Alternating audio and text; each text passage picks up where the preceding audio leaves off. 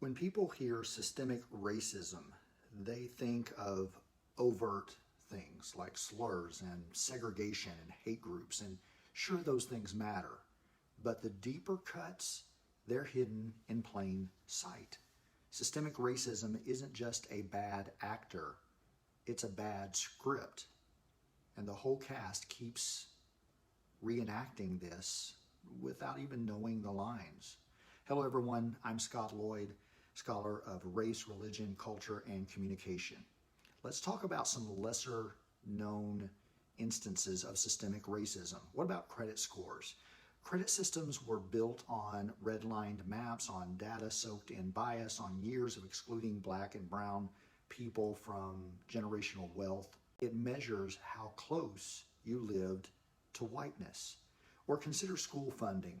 Public schools in America are largely funded by property taxes, and that means that neighborhoods that were once legally segregated and economically depressed still have underfunded schools because the dirt beneath them was once deemed less valuable by white supremacist zoning laws.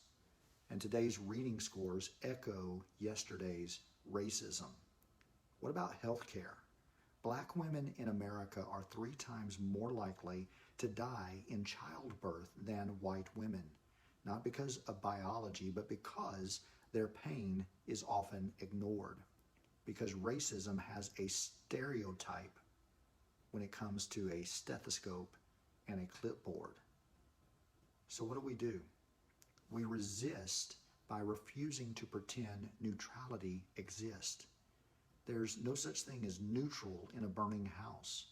We resist by learning our history, not the whitewashed version, but the real blood, dirt, and truth of how policy became prejudice dressed up in paperwork. We dismantle by listening deeply to those most impacted.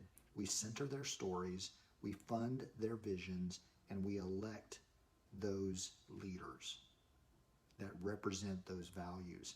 And here's the hardest part. We confront the racism within us because it's not just out there. It's in here. It's in our assumptions, in our fears, and in our silence. Resistance is always loud, and sometimes it looks like a teacher rewriting their syllabus, a pastor changing their sermon, a hiring manager rethinking what qualified means. If you've got power, share it. If you've got privilege, spend it. Spend it like it's going out of style, because it is. We weren't handed this world to uphold it, but we were born to redeem it. And that redemption, that starts now. It starts with you, and it starts with me.